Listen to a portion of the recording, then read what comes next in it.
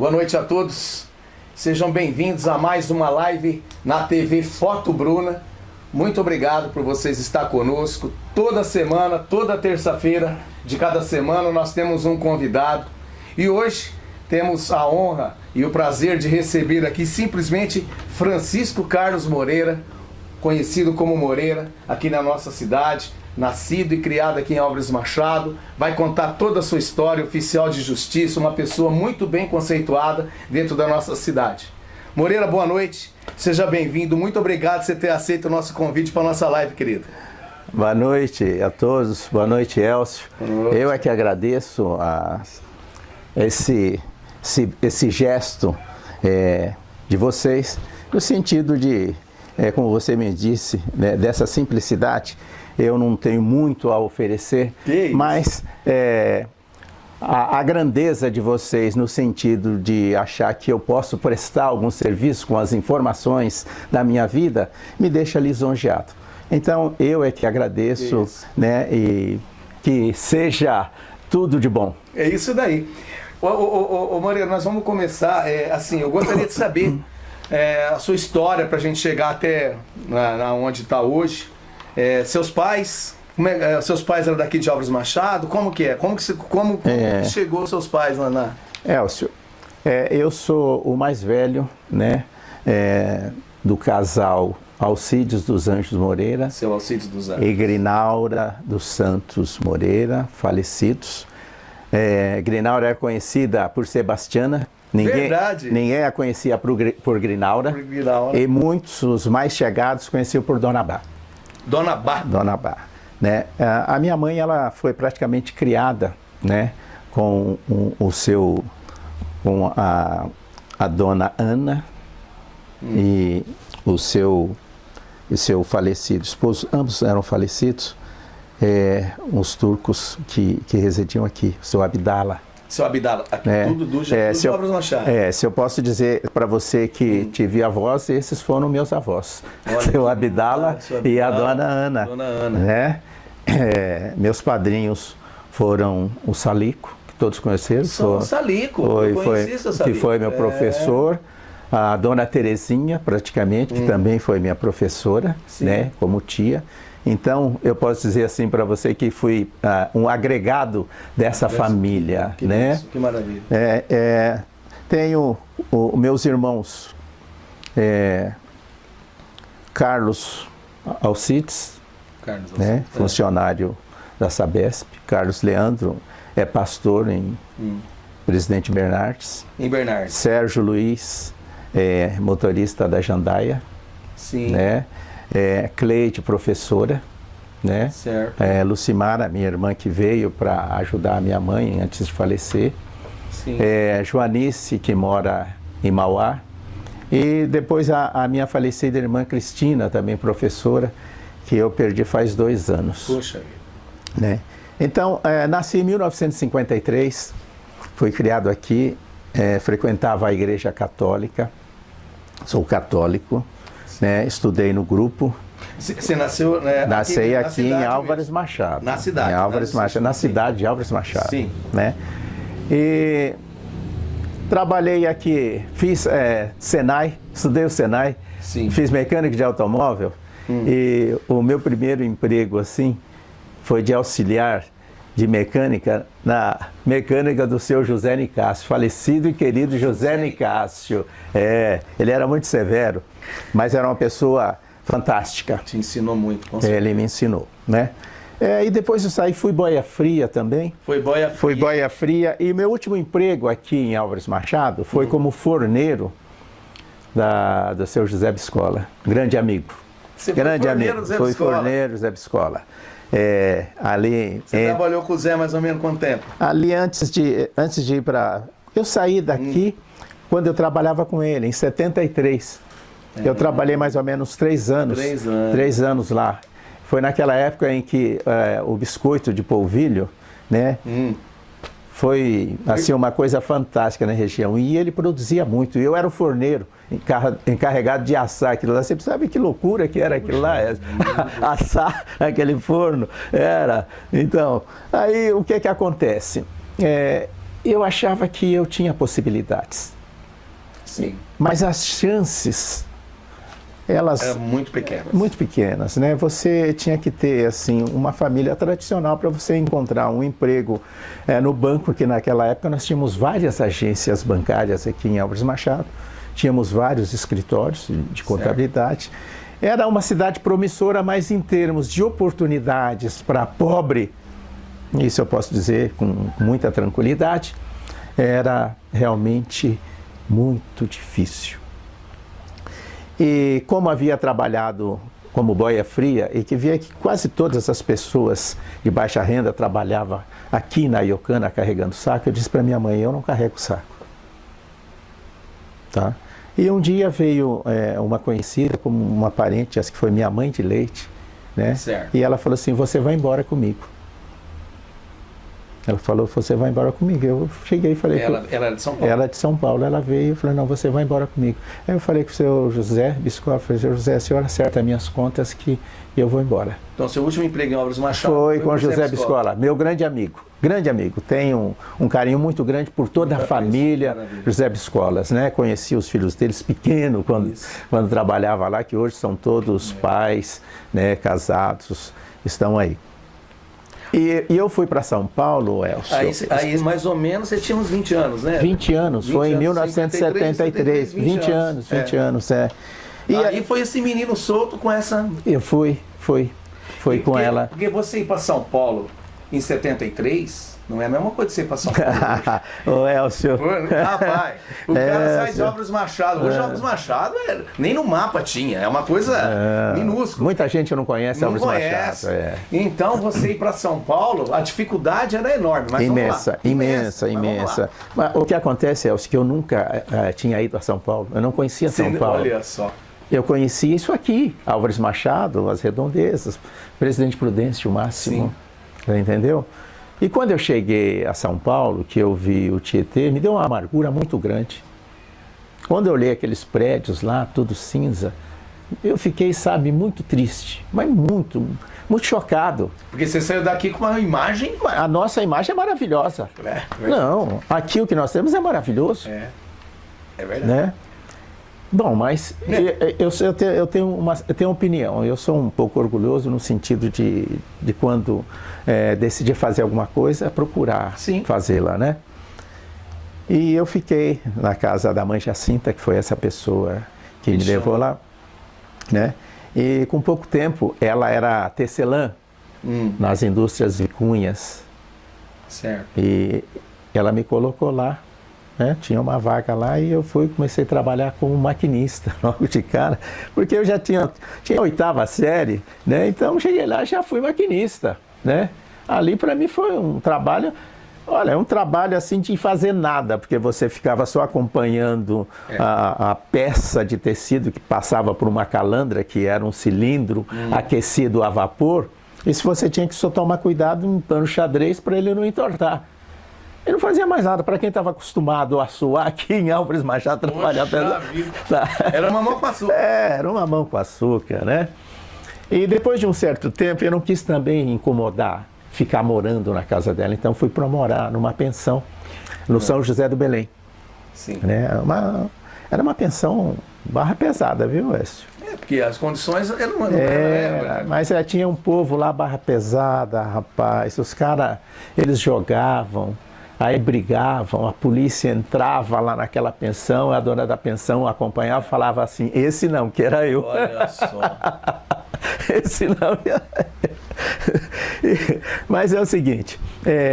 Aí você foi para a pensão... Eu fiquei morando na pensão lá. Mas você, trabalhando lá na Vicunha. Mas você parou de estudar? Você só com a 8ª série ou você continuou estudando lá? Eu nunca parei de estudar. Ah, sim. Eu sempre estava fazendo alguma coisa. Eu fiz mais curso no Senai, porque e procurava fazer sempre alguma coisa. Eu sempre estava acompanhando. Tinha o fascículo da Abril Cultural. Sim. Que eu comprava sempre para poder ficar estudando ali sozinho. Maravilha. E aí a mãe Jacinta, né, que é a pessoa que me levou, me falou assim, olha, a minha amiga Luzia disse que vai abrir concurso lá no fórum. Aí eu falei, não, é comigo. Aí eu peguei e me inscrevi num cargo lá que era de contínuo. No contínuo. Tá, mas o concurso foi aonde? Foi no ginásio Ibirapuera, aquelas arquibancadas. Você olhava, era todo mundo concorrendo e você com uma prancheta na mão. E eu não queria passar, eu precisava passar. Aí a prancheta pulava no meu colo. É lógico que eu não passei, né? Não tinha como passar, né? Mas teve um outro concurso em que daí foram em salas. Aí não teve outra, né? Eu passei nesse concurso para contínuo. O primeiro cartório que eu trabalhei foi das astas públicas. Era um cartório ali no saguão do Fórum João Mendes, na Praça João Mendes, Fórum Central, em que se fazia leilão, astas públicas era leilão. Então, nós recebíamos os processos, tinha um juiz corregedor, certo, e tinha os arrematantes, o leiloeiro do Estado e o leiloeiro particular, né? E a gente, depois que era feito o leilão, nós, que éramos contínuos, devolvíamos todos os processos. Então, eu levava os processos até o último andar do fórum e descia pelas escadas entregando todos os processos, né? Que coisa, hein? Mas foi bom, foi bom. E eu nunca perdi a oportunidade de aprender. Com certeza. Eu nunca me recusei a fazer aquilo que me pediam, né? E aprendi muita coisa a respeito de escrevente, né? Meu objetivo era progredir. Então surgiu um outro concurso. Surgiam vários concursos, sim, mas eu escolhi aquilo que eu queria fazer. E o outro concurso foi de porteiro. Olha só. Foi de porteiro. E eu prestei esse concurso, também passei. E aí eu fiquei pensando, eu não quero ficar aqui, porque eu não sou mais contínuo. Agora eu prestei concurso para porteiro, né? E um dia, entregando os processos, esperando a chamada desse concurso, né, já tinha sido instalada a 30ª Vara Cível.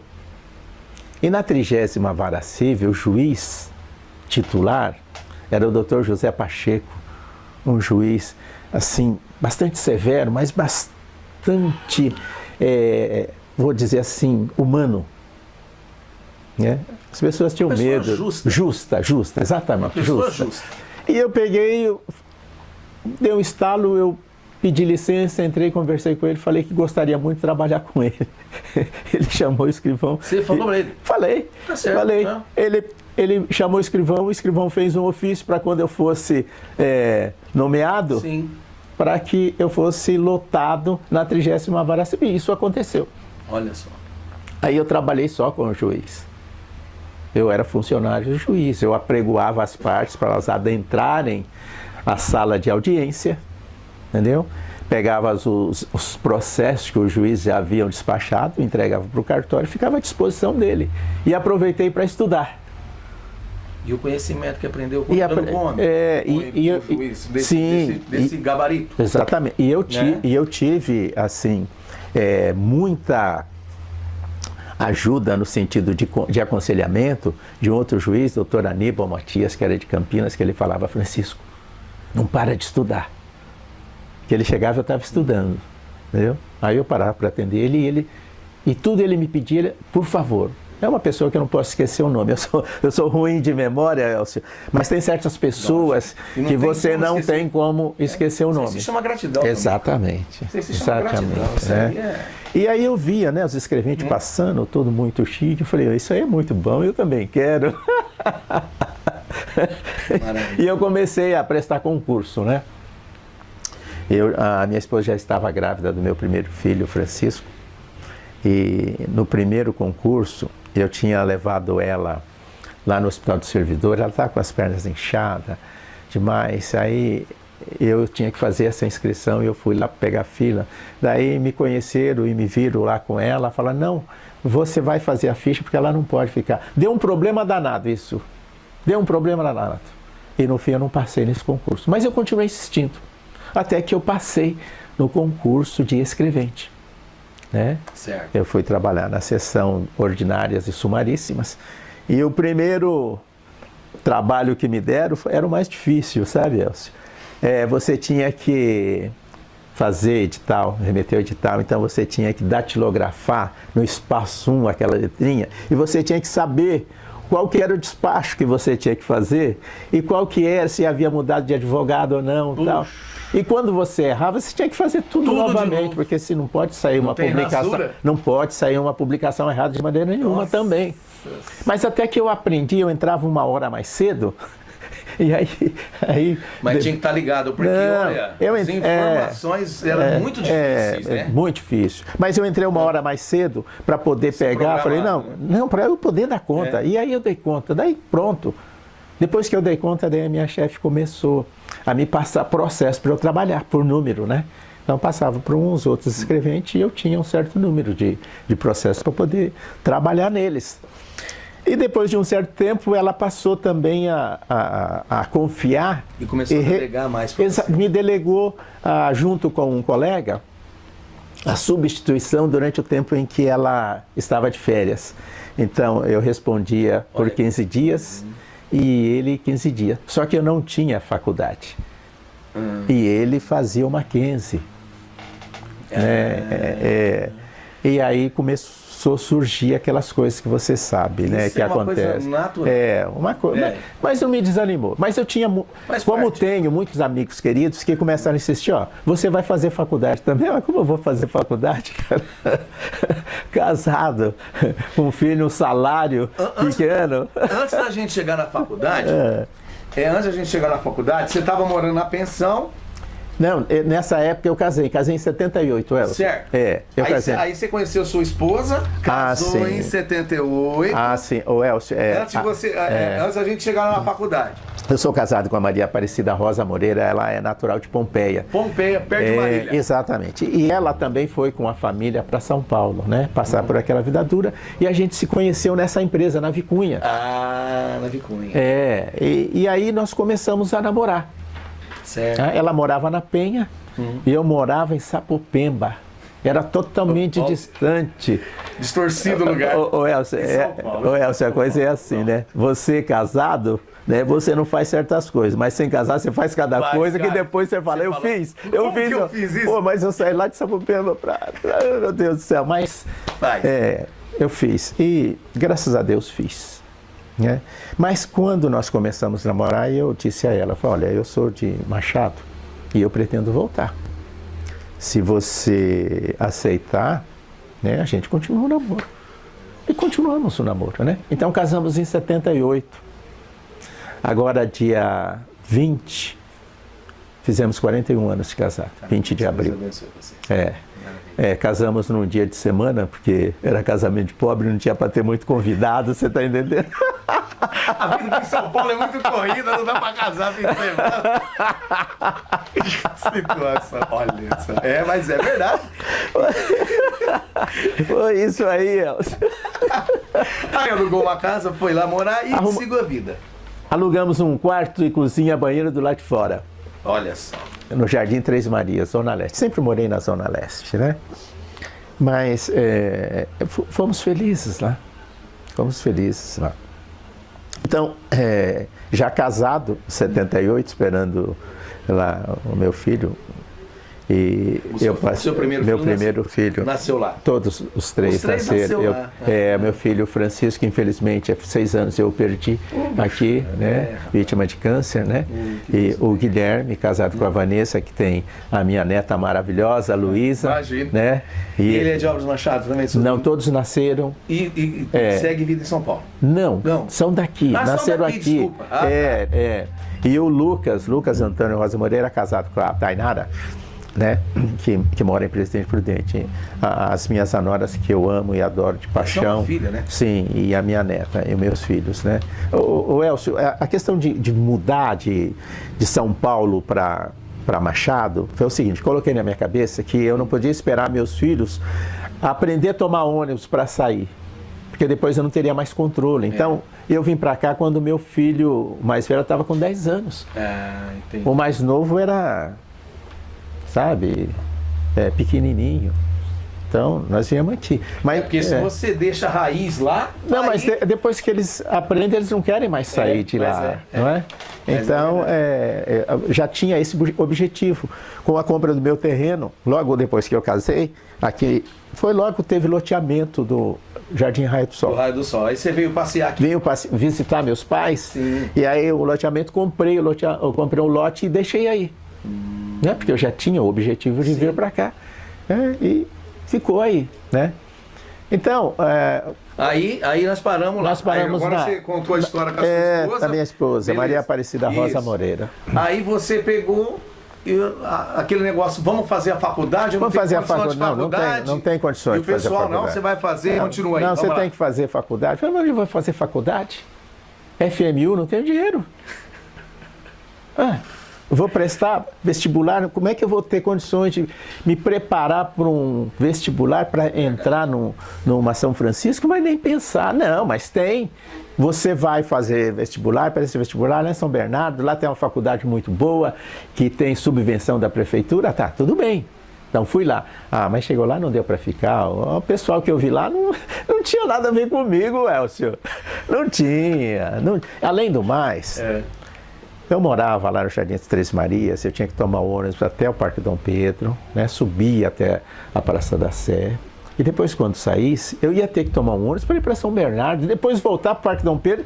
Não. Para as pessoas se sintonizar, isso em... Não tinha metrô. Sim, não existe isso. Não tinha metrô. Não existia metrô. E para você fazer uma viagem dessa, para você ir lá e fazer a faculdade, voltar, etc., era o quê? 2 horas de viagem? Por aí. Pra ir, não, e você depende do ônibus da hora que ele vai sair. Em sendo à noite, porque durante o dia o intervalo de saída de ônibus é pequeno, mas à noite não. Eles chamavam até, você vai no Negreiro. Chamavam o ônibus no Negreiro, que praticamente era o último. É uma situação. Se perde um ônibus desse. Não, aí, né? Tá, mas eu não tinha essa condição, porque depois eu não ia. Mas mesmo porque lá eu não me senti bem. Né? Aí o pessoal começou a insistir, não, você vai ter que fazer faculdade, você vai fazer... tá bom, tem Guarulhos para você fazer e tem Mogi das Cruzes. Tá bom, vamos Mogi das Cruzes, porque eu morava já na Zona Leste, estava morando em Itaquera, e era caminho, né? O trem parava na cidade Patriarca e aí eu descia a pé. Só que esse descer a pé, o Elcio, não era pouco não era quadra não, viu? Era mais ou menos 2 ou 3 quilômetros, viu? Pois bem, tinha que vencer. Eu entrei no trenzinho de estudante, que saía do Brás, e lá eu encontrei um monte de conhecido. Pessoal da Secretaria da Fazenda, do Fórum todo ali, de São Francisco, daquela, sabe? Eu falei, onde você vai? Vou. Aí me inscrevi no vestibular. Tá, então você vai com a gente. Eu vou com a gente, eu não sei. No fim, me fizeram descer em Mogi das Cruzes, eu fui me inscrever lá na Brás Cubas. Na época era a faculdade Brás Cubas de Mogi das Cruzes, né? E tinha a Universidade de Mogi das Cruzes, que ficava no campus mais à frente, era a última parada do trem. E eu me inscrevi. No vestibular, eu queria fazer letras, queria aprender português. Se especializar mais? Não, eu queria aprender português, essa é a grande verdade. Certo. E eu admiro muito professor. Eu admiro muito, uma profissão, de abnegados, e é linda. E eu gostaria de fazer letras, mas por exigência do ofício, eu tinha que tentar também direito. Porque senão eu ia ficar mal com tanta gente que me incentivou, né? Exatamente. E você já estava trabalhando naquilo também, não? Já estava trabalhando. Já entendia, né? Aí, Elcio, eu coloquei a primeira opção direito, porque eu achava que não ia passar no direito, mas ia se aproveitar na segunda opção. Mas aí eu passei na primeira opção, né? Que maravilha. Aí comecei a fazer direito e acabou toda aquela história de que eu não podia também substituir a chefe, né? Exatamente. Aí depois disso que acabou essa história toda, o escrivão me chamou e me prometeu um cargo de uma seção, uma chefia, quando se vagasse, porque ali as pessoas prestavam muito concurso para federal, outros eram para ser juiz, promotor, procurador, e sempre saía de lá alguém. Então, ficava... E esse alguém já era chefe, né? Exatamente. E aí ele me prometeu. Eu agradeci, mas eu disse para ele, olha, seu Raul, é Raul Moitinho.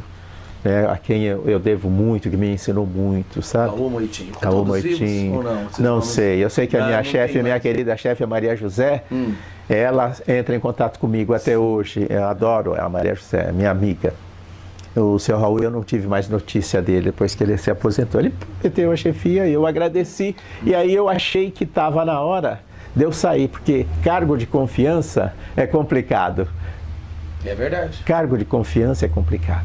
E né? se ele é mudado, você muda também, né? Se chega um juiz e ele acha que ele traz, Exato, né, vai trazer o de confiança dele. de confiança dele, e ele pode mudar. E outra, eu não me sinto seguro com o cargo de confiança. Essa é a grande verdade. Eu acho que todo cargo, eu acho que todo cargo tinha que se passar por um processo interno. Né? Disputa aí, né? Mas quem sou eu para poder até tecer esse comentário, mas falei. Mas é uma opinião. Mas falei. É lógico. E diante disso, né? Se eu fiquei preocupado, se vai que surge essa vaga e vai surgir, e eu vou ter que aceitar, então eu resolvi ser oficial de justiça. Né? Eu conversei muito com o seu Raul, né? Preocupado com a função do oficial de justiça, e ele me falou assim, ele me chamava de Francisco, ele falou assim, Francisco, você não tem que se preocupar, porque a vida é uma faca de dois gumes. O bem e o mal vai andar sempre junto. Verdade. Não tem como desassociar. Só que você vai... Cabe a você discernir aquilo. Cabe a você decidir. Você tem como fazer o seu trabalho sem prejudicar, sem prejudicar ninguém. Apenas cumprir o seu trabalho. E você tem a grande oportunidade de orientar. Pronto, Elcio. Era o que eu precisava. Era o que eu precisava. E aí eu prestei concurso. Me inscrevi em 4 concursos, um inclusive em São Bernardo, que foi terrível, saí com dor de cabeça, era 2 fases, né? O outro concurso era em Mauá, que eu perdi. Aí o de Guarulhos, de Poá, eu passei.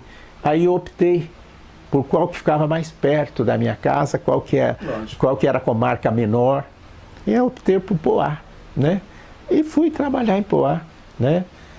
Trabalhei em Poá um bom tempo, terminei a faculdade, né? E depois eu tentei retornar para a 30ª Vara Civil, né? Que era onde você tinha começado. Da onde eu tinha saído, né? Então, que a raiz fica, né? Exatamente. Não tem jeito, a raiz fica no coração. Eram muitos amigos, pessoas queridas. Fez um pessoas círculo queridas. muito grande de amizade, né? E você tem a ilusão que vai encontrar tudo igual, né? Exato, mas todo mundo. E aí eu fui conversar com o meu juiz e eu estava fazendo cursinho, né? Sempre se aperfeiçoando. Eu estava fazendo cursinho para delegado e minha mulher não queria de jeito nenhum. Mas era assim, você pegava a mala de mandado, você ia nos cursinhos, às vezes você cochilava de cansado, cara, porque era terrível. E de ônibus. Eu trabalhava de ônibus, né? Aí eu peguei e resolvi, né? Tinha já meus filhos, já estava com uma certa idade, e naquela época... Mas aí você não conseguiu voltar para a 30ª? Eu voltei para a 30ª, voltei para a 30ª, depois de muito empecilho, tentaram me derrubar, me jogar para um outro lugar, mas eu voltei para a 30ª Vara Civil, né? Mas encontrei tudo diferente. Encontrei poucas pessoas daquelas que eu havia deixado, né? E você vem com a expectativa de encontrar todo mundo. É como você querer rever a sua família, né? Se você encontra pouco, você sabe que perdeu, tá tudo bem, mas um grupo de amigos, quando você encontra, quando você deixa aquele ambiente, você volta, você quer encontrar o mesmo ambiente, é diferente de família, entendeu? Né? E aí eu achei que já estava na hora de colocar em prática o meu projeto, que era de voltar para Mas isso foi bom para você. Porque se você, acho que você fica um pouco na 30ª, de repente, quem sabe você tinha ficado, às vezes, até mais tempo lá, né? A gente não sabe. Eu teria ficado porque meus filhos iam crescer e não queriam vir. Exatamente. Deus faz as coisas certas. Com certeza, com certeza. Aí você resolveu voltar, aí você pediu transferência para cá. Ô Elcio, tem um juiz, que ele já é aposentado, Dr. Manuel Matos Farias. Manuel Matos Farias. Ele foi escrevente na 30ª Vara Civil, meu amigo. Né? E aí, quando eu resolvi voltar, ele era o juiz corregedor dos oficiais de justiça. Olha só. Então, Mais fácil, né? eu cheguei lá e conversei e falei, não, tá aqui. Seu problema é para presidente do Prudente? Tô aqui, ó. Não, tá aqui. Aí ele pegou e mandou lá para a corregedoria e minha transferência vim transferido para cá, para a primeira vara civil, né? Vim trabalhar na primeira vara civil, né? Construí a minha casa, fiquei algum tempo morando de aluguel, construí a minha casa, né? Não totalmente, fui construindo aos poucos, né? E estou aqui desde 1990, que é o meu retorno, né? Que você voltou de São Paulo Voltei para cá. Ô Moreira, muito boa a história, muito boa, excelente. Assim, eu queria perguntar um pouco sobre a sua profissão. Sim. Porque muitas pessoas, o oficial de justiça foi na minha casa. O que é um oficial de justiça, na verdade? O oficial de justiça é um funcionário ligado ao juiz, né, direto ao juiz, e ele cumpre mandado, né? Certo. Ele cumpre mandado. E cumprir mandado, né, é uma coisa que você tem que ter ciência, porque cada mandado tem uma determinação. O mandado de citação, né, é você levar o conhecimento da pessoa que está sendo processada de que existe um processo contra ela e que ela tem um prazo para poder se defender, né, arrumar advogado, etc. Isso é o mais simples. Tá? Um mandado de citação. Citação. Né? Uma ação normal de cobrança, etc. Certo. E tal. Um mandado de execução, você vai cumprir o mandado, que o juiz determina que cite a pessoa para poder pagar o débito, se ela deve, ou garantir o juízo para poder discutir, ou embargar sob pena de penhora. O mandado de intimação é quando o juiz manda o oficial de justiça intimar a pessoa para fazer ou deixar de fazer alguma coisa. O mandado de arresto é quando você não encontra a pessoa numa execução, tá? E aí você vai arrestar os bens para poder garantir a dívida.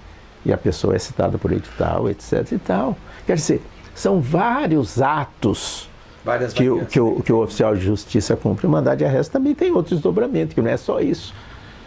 Tá?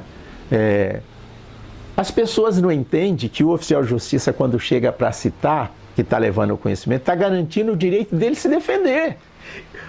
Exatamente. Você está informando a pessoa. Exatamente. Né? Hoje está um pouco mais difícil para o oficial de justiça, porque o processo é eletrônico.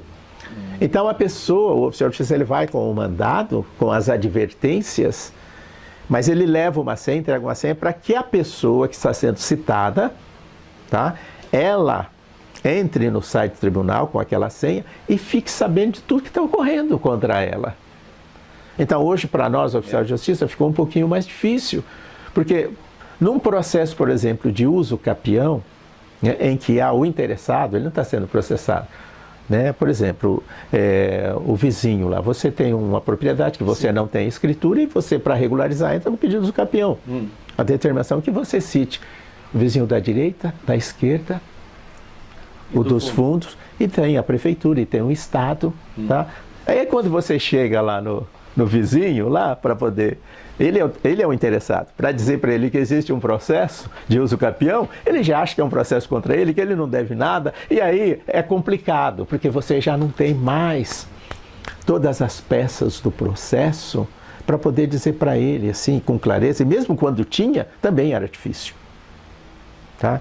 Então a função do oficial de justiça não é entregar papel.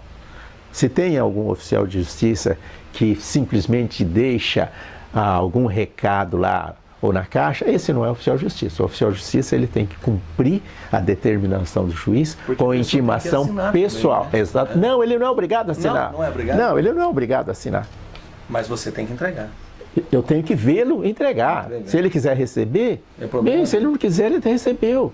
Só que se ele não assina, eu tenho que descrever ele e colocar, descrever ele e colocar a hora, o dia. Aliás, toda a citação que você faz, você tem que colocar a hora e dia que está feito. Agora, o cidadão, ele não é obrigado, mas ele é obrigado a se identificar da mesma forma que o oficial de justiça é obrigado a se identificar.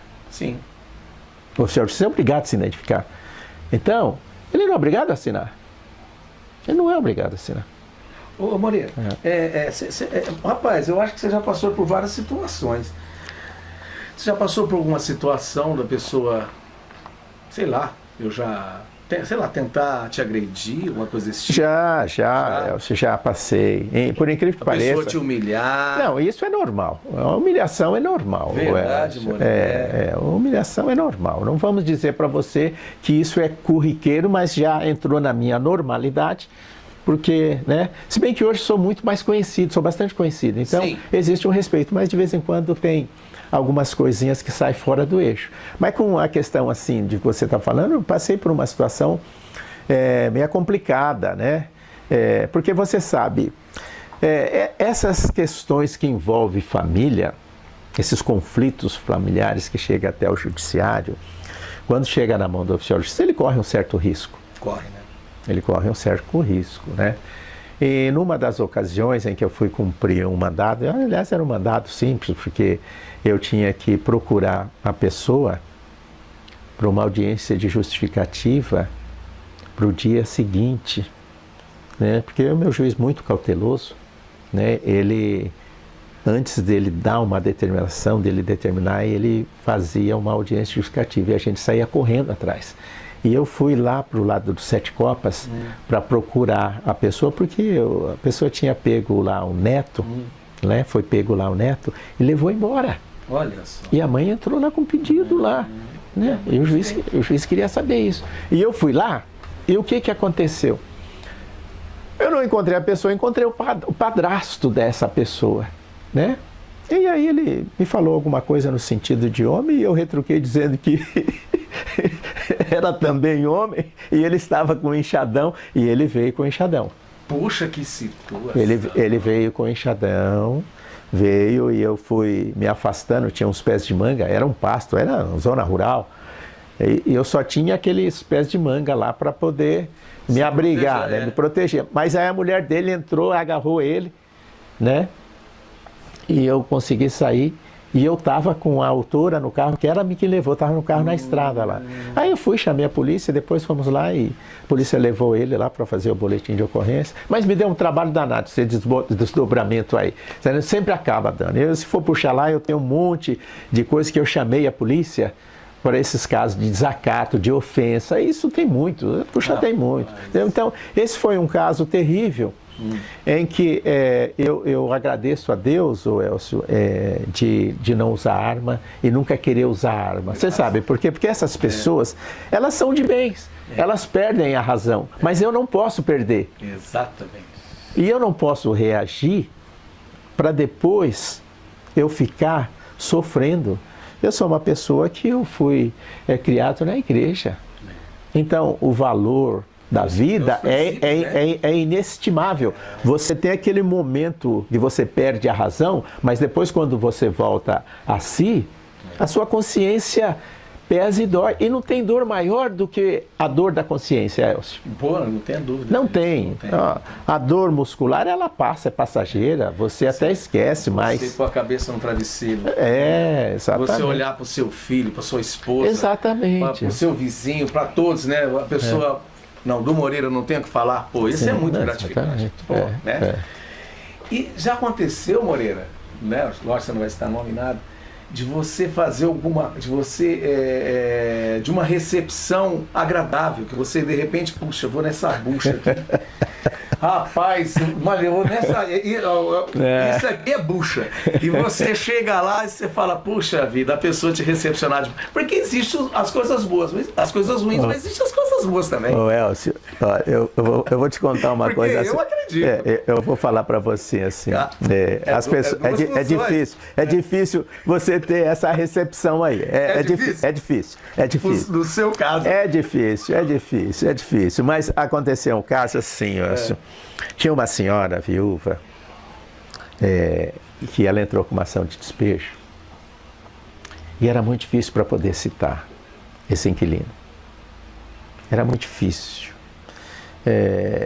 E aí eu tive que ir de madrugada para poder citar ele, sabe? Ele não abria o portão. Tinha uma escada de acesso para a rua e um portãozinho de ferro e ele pulava. E foi. Tá. Eu consegui fazer a citação dele assim no susto. Depois decorreu o prazo, tudo que foi decretado o despejo dele, né? Volto eu lá. Elcio, foi um dia assim de madrugada, começou a chover. E eu montando campana assim, esperando ele sair. Clareou e ela morava do lado, na outra casa. Ela morava na casa e tinha uma outra do lado que ela alugava, sabe? Aí eu peguei e saí, né? E fui falar para ela, dona, mas o homem saiu, né? Ela falou assim, não, ele deve estar sabendo que o senhor está aí. Aí eu peguei e mudei meu carro de lugar, né? Eu mudei meu carro de lugar, ele pegou e pulou. Puxa. Eu saí atrás dele e ele saiu correndo. Que situação. E era o despejo, ele saiu correndo. Aí eu chamando a polícia debaixo da chuva, e a polícia, o senhor está perto dele, aquela coisa toda. Enfim, parou ele, voltamos, né? É desagradável essa parte, mas é o direito dela e a minha função era fazer o despejo. Você fez o seu trabalho. Aí eu procurei saber quem era o patrão dele, etc. O patrão dele veio e levou a mudança dele para um lugar. Tá, mas a parte que você está me dizendo, o que que acontece? Essa senhora, ela pegou meu nome e mandou rezar uma missa para mim. Exato. São raros, mas acontece. Entendeu?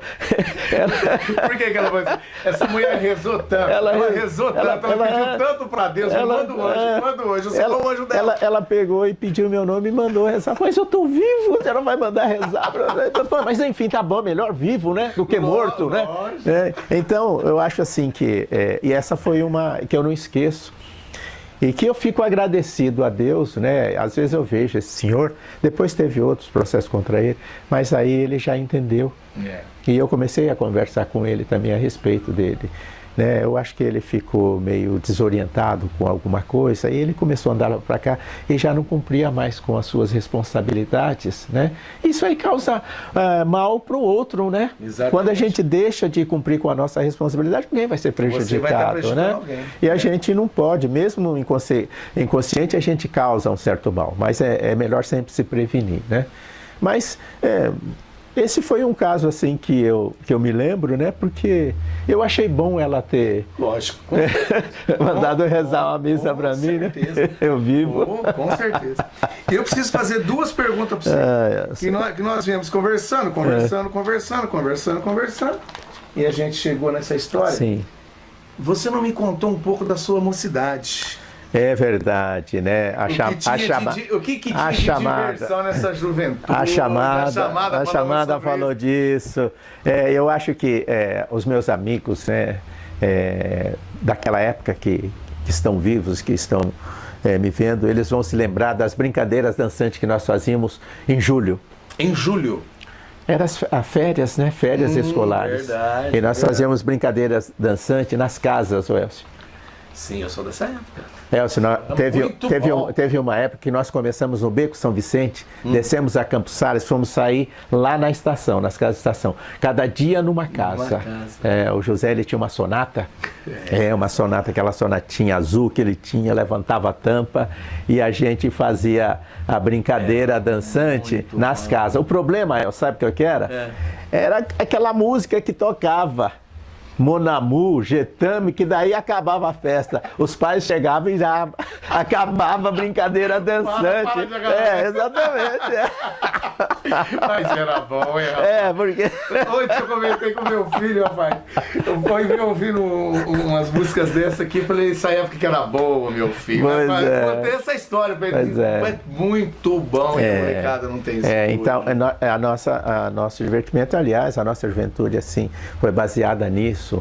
Não tinha violência, não tinha droga e muitas amizades, né? Fora isso, nós tínhamos aqui o fute, Elcio. Né? A gente sai aqui do posto ali, que ali ele travava, né? Se colocava obstáculo, não passava carro. Aí dava a volta toda no jardim, né?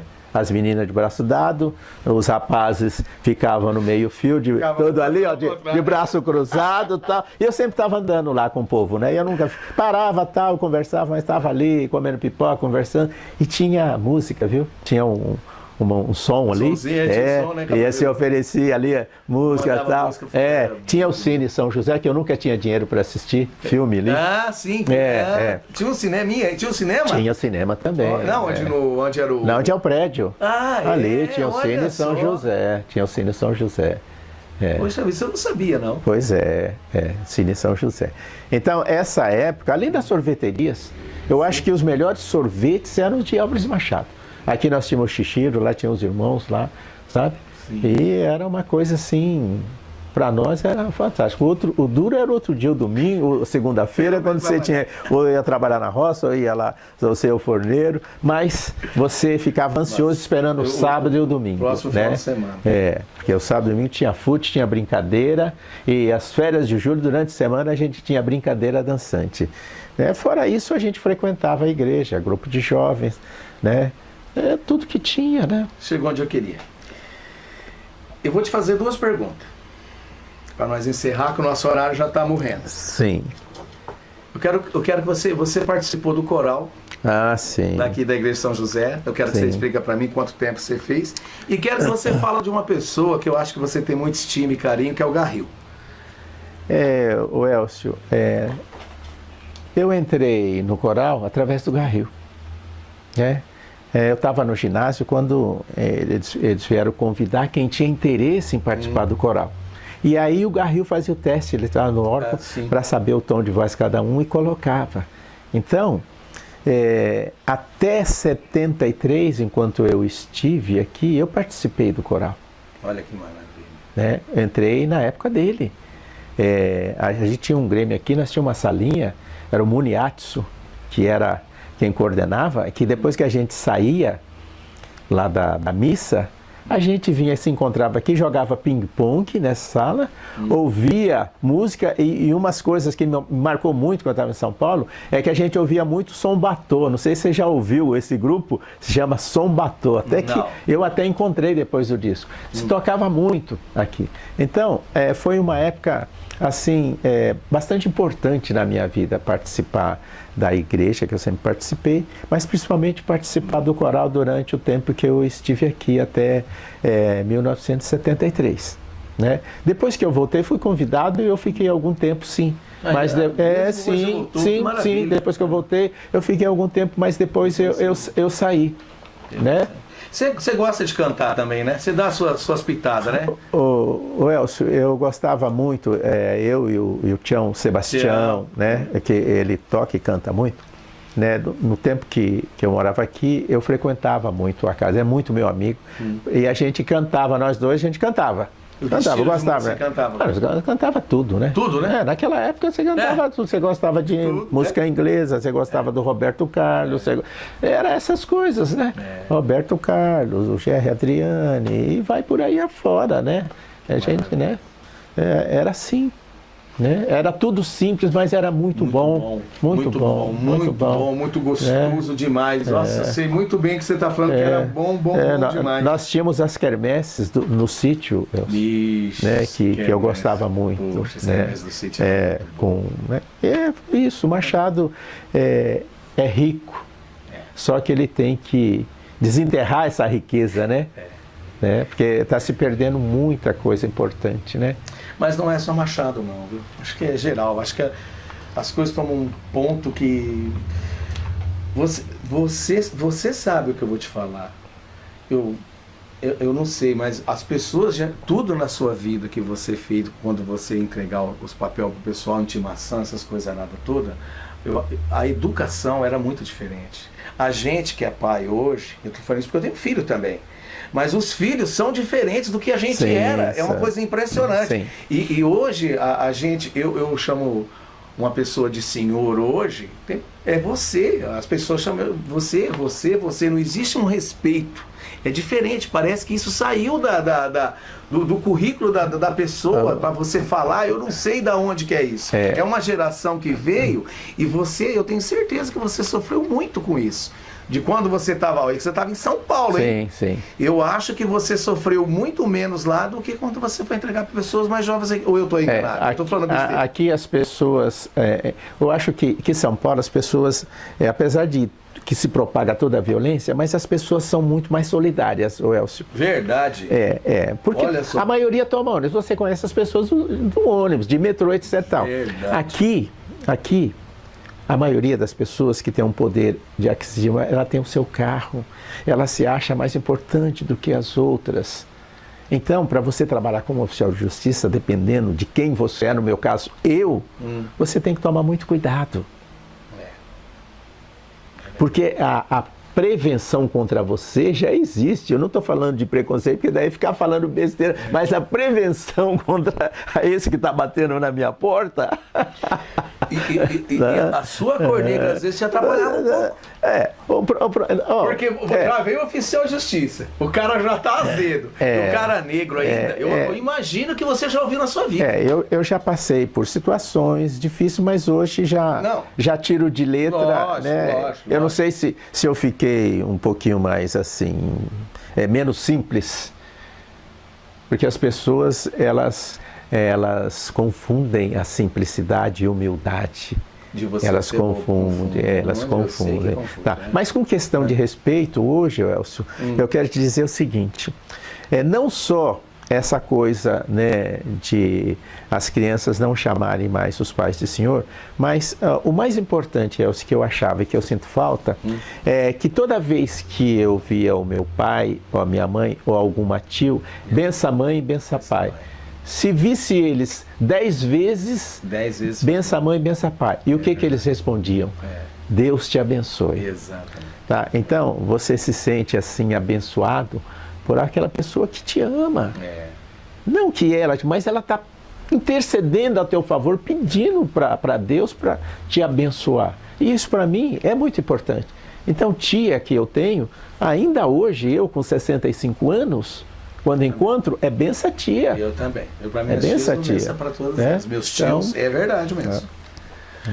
Moreira, eu queria que você deixasse um recado para o pessoal, os jovens principalmente, de alguma coisa que você pode deixar, uma palavra amiga para eles aí. Os jovens hoje, eles são superiores a essa minha geração. Eles têm um outro mundo. Né? O que eu peço para eles é que tenham paciência com a velha guarda.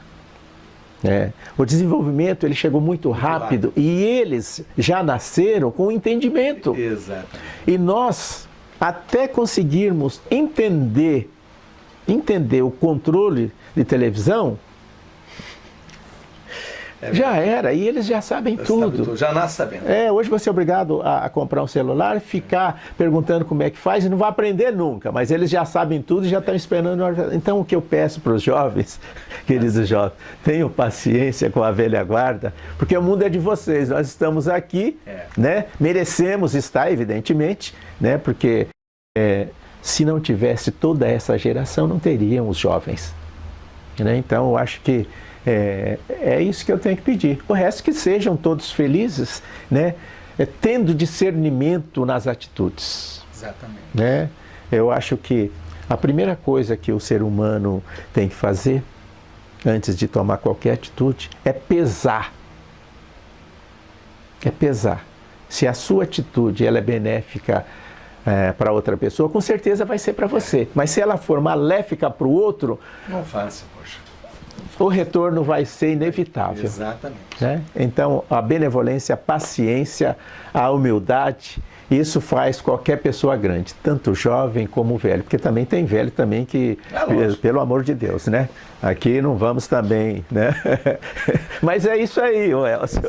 Tivemos o prazer de conversar com Francisco Carlos Moreira, o Moreira, grande amigo da gente que veio aqui hoje conosco, contou um pouco da sua história, da sua vida.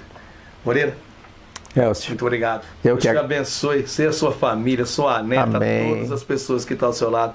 Parabéns por tudo que muito você obrigado. fez. Você venceu, você é um cara que foi firme naquilo que você queria. Muito obrigado. Sua mãe e seu pai têm muito orgulho disso. Muito obrigado. Seus filhos também. Com certeza. Muito obrigado a todos, obrigado Gilmar.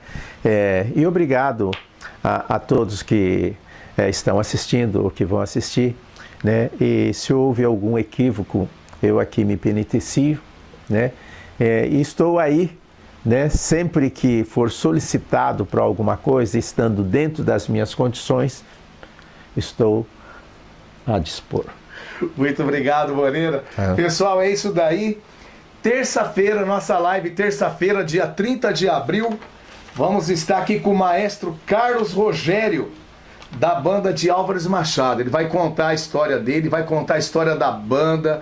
Vou procurar a maior informação possível da banda de Álvares Machado. Não perca, terça-feira, Carlos Rogério, o Carlão da banda, hein, Gilmar? O Carlão da banda conosco, dia 30 de abril, às 20 horas, na live TV Foto Bruna. Boa noite, pessoal. Eu e o Moreira. Boa noite. Agradecemos a vocês. Até a próxima. Até Fica a com próxima. Deus.